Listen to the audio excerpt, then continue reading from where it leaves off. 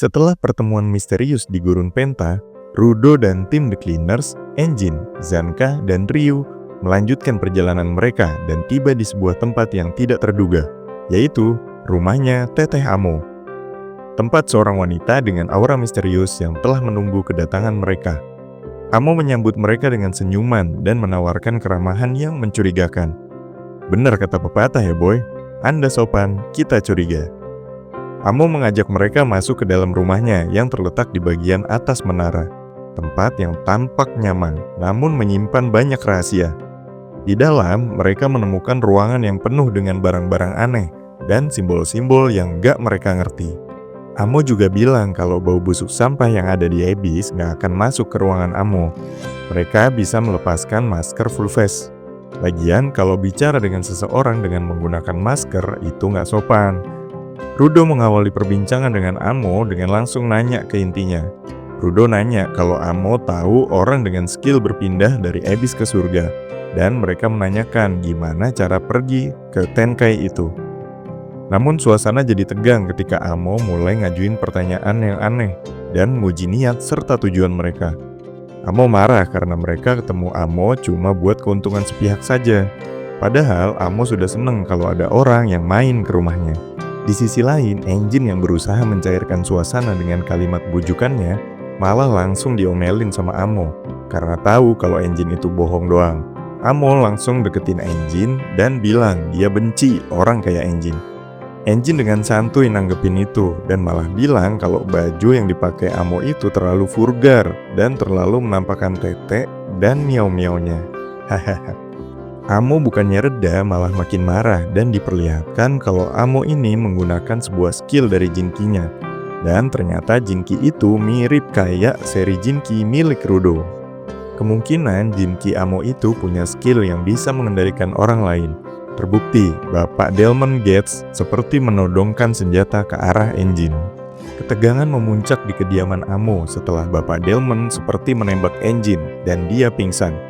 Rudo yang sadar melihat ke atas Bapak Delmon dan sadar kalau dia seperti sedang dikendalikan dan dia nggak sadarkan diri. Rudo yang merasa ada sesuatu yang nggak beres mempertanyakan tindakan Amo kepada Engine. Dia menyadari bahwa sepatu Amo memiliki tanda yang sama dengan sarung tangan Jinki miliknya, menimbulkan kecurigaan bahwa Amo mungkin seorang giver. Amo menanggapi dengan tawa misterius. Amo bertanya tentang orang seperti apa yang jadi tipe kalian. Tapi semua orang terdiam tanpa kata. Amo melanjutkan kalau manusia itu suka membicarakan tentang dirinya sendiri, dan bahwa percakapan akan menyenangkan jika semua orang berbicara tentang diri mereka, kecuali mereka yang merusak suasana. Rudo merasa tidak nyaman dengan suasana tersebut. Zanka yang tidak tahan dengan sikap Amo mengungkapkan kemarahannya. Dia menuduh Amo telah menyakiti Engine dan menyatakan bahwa dia akan menghentikan trik-triknya.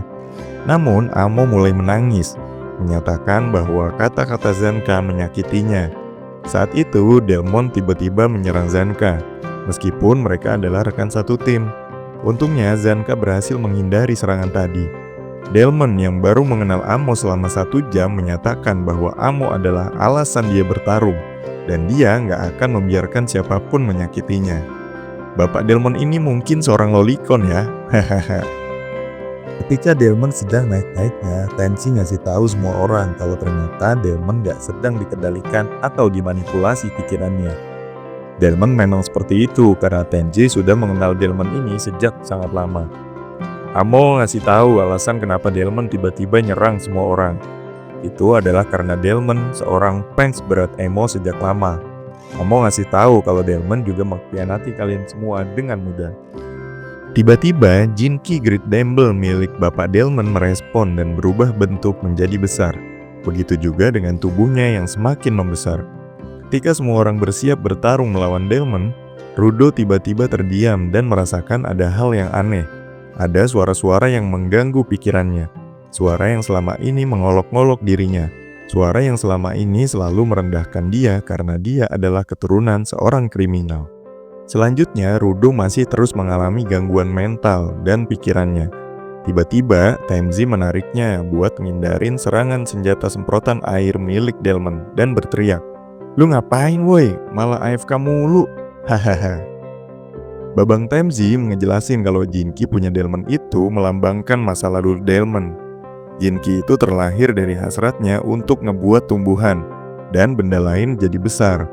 Ya, namanya juga semprotan air buat tanaman ya boys. Taemzi nambahin kalau Jinki milik delman dapat membunuh lawan secara pelan karena efek dari siraman airnya yang ngebuat objek jadi besar. Bayangkan kalau air itu kena terus-menerus, benda menjadi besar, dan meledak, akhirnya meninggoy. Selain itu, engine juga yang biasanya waspada juga sampai bisa kena serangan senjata delman. Ya, karena senjata itu bisa berubah menjadi mode hening.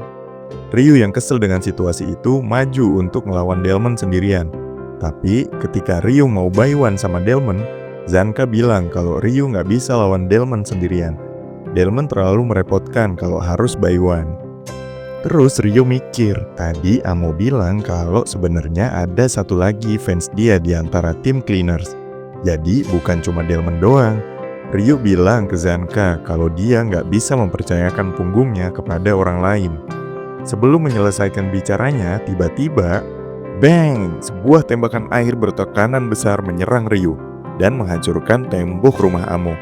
Untungnya Ryu sempat ngindarin serangan besar itu. Telat sedetik aja, Ryu udah pindah isekai tuh.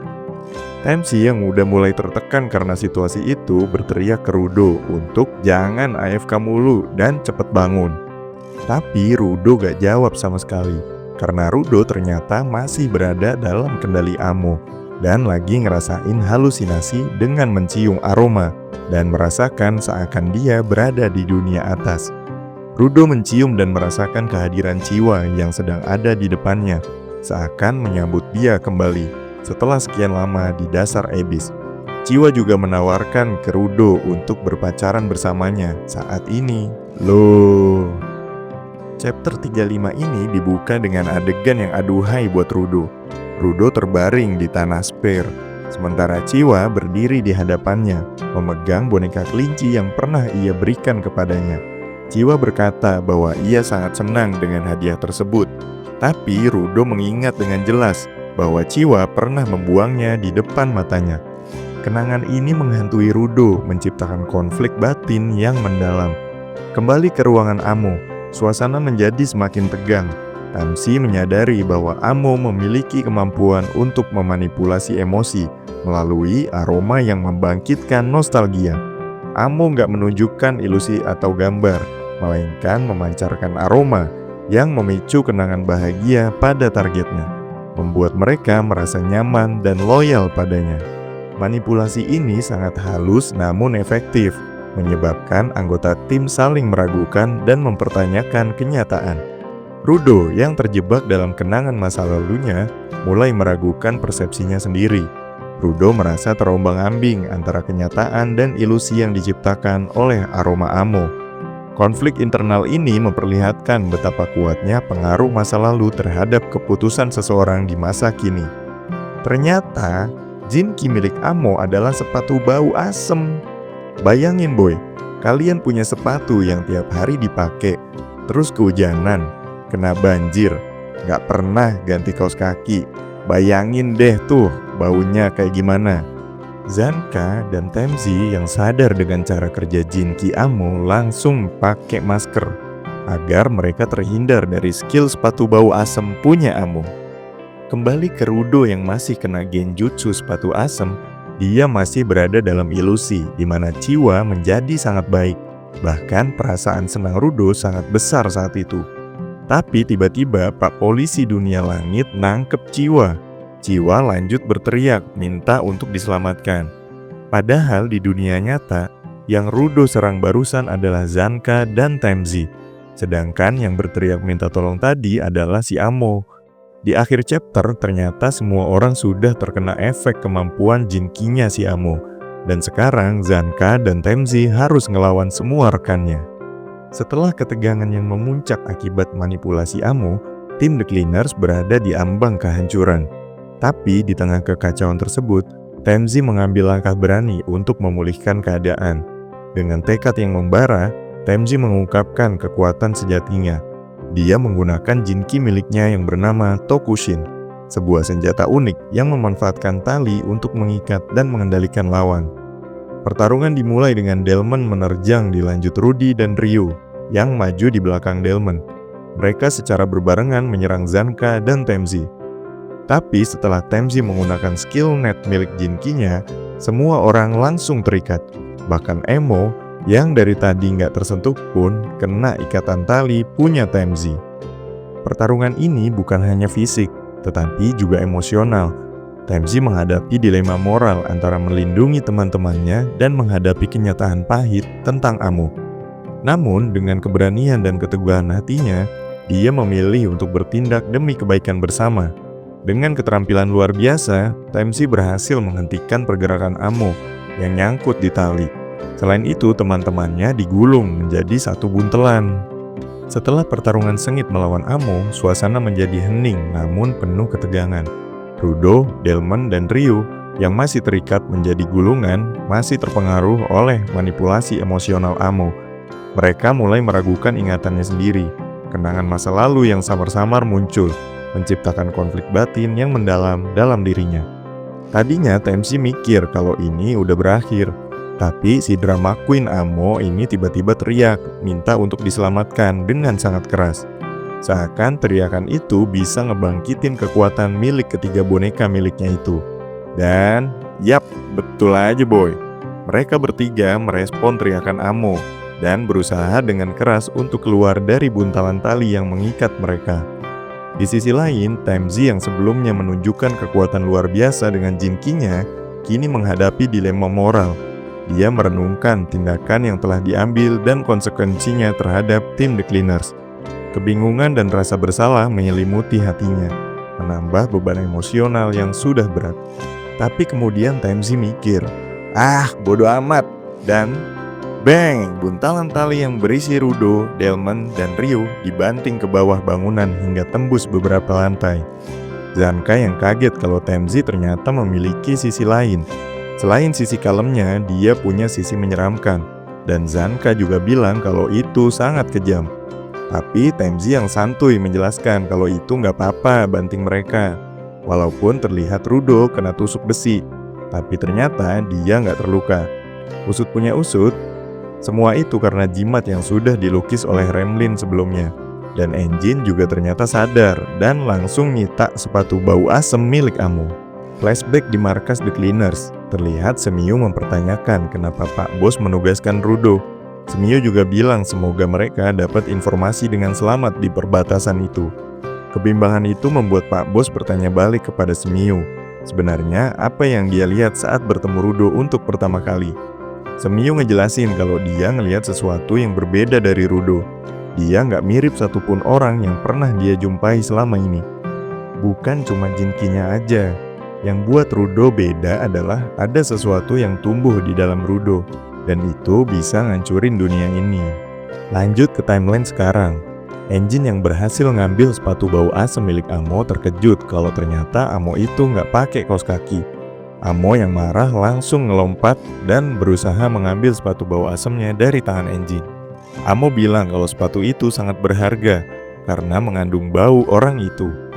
Engine yang emang dasarnya iseng, dia cium bau sepatu itu dan dia langsung kebauan yang parah banget. Untung aja dia masih pakai masker. Engine bilang akan ngembaliin sepatu bau asem itu kepada Amo asalkan dia menonaktifkan skillnya sekarang juga.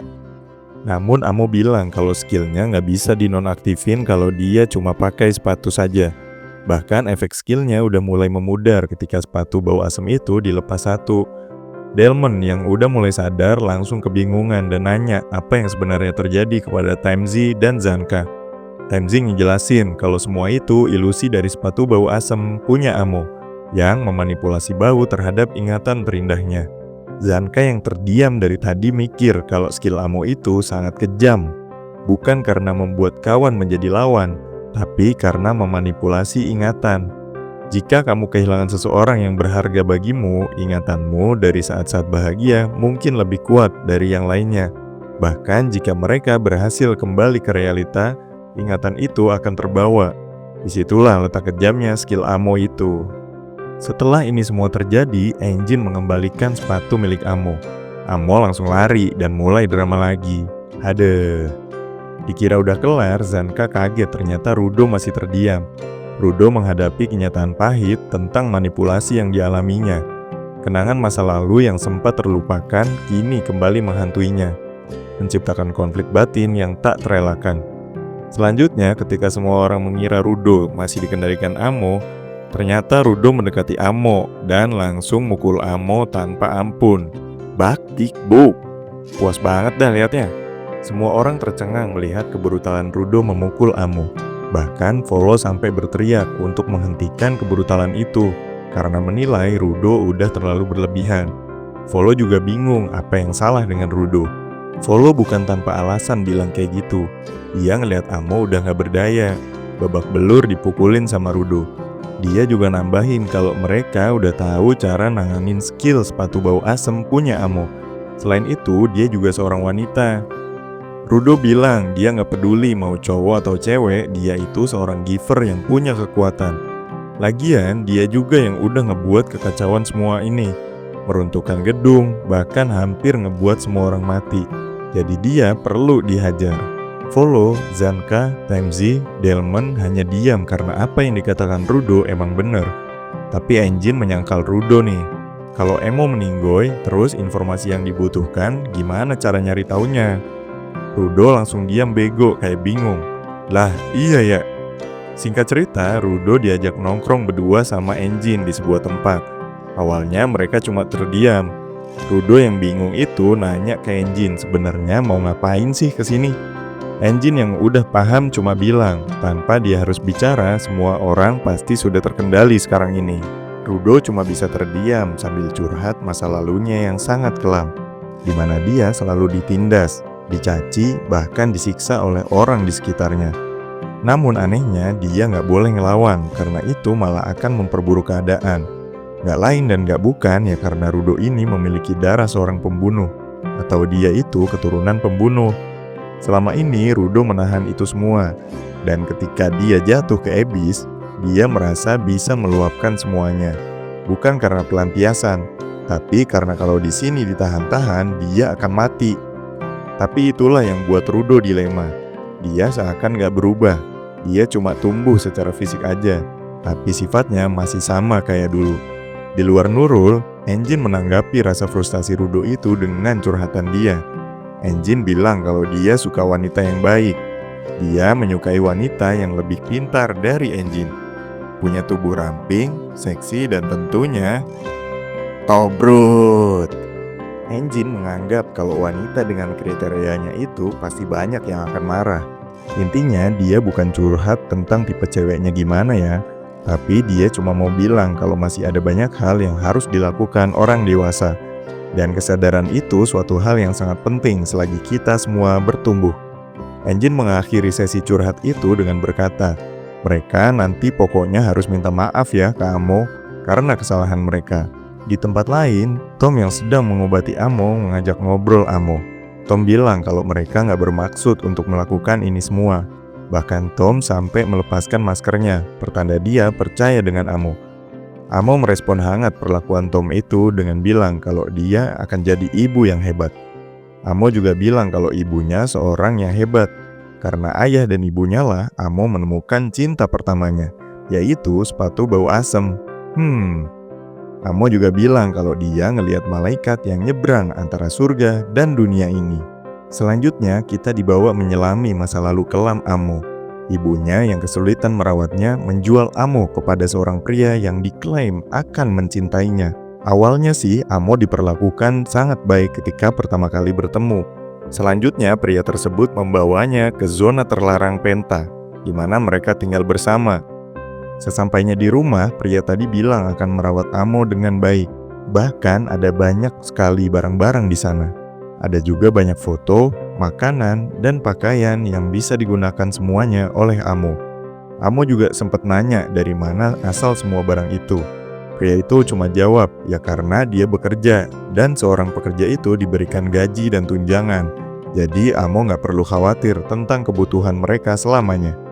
Selanjutnya di sana, Amo dipaksa melakukan ritual yang membuat hatinya berdebar, yang oleh pria itu disebut sebagai cinta. Nah, itu dia pembahasan alur manga Gachiakuta volume 5 yang berisi chapter 32 sampai dengan 40. Gimana nih menurut kalian buat volume 5 ini? Oh iya, kalian juga bisa lihat kelanjutan pembahasan manga Gachiakuta di deskripsi video ya.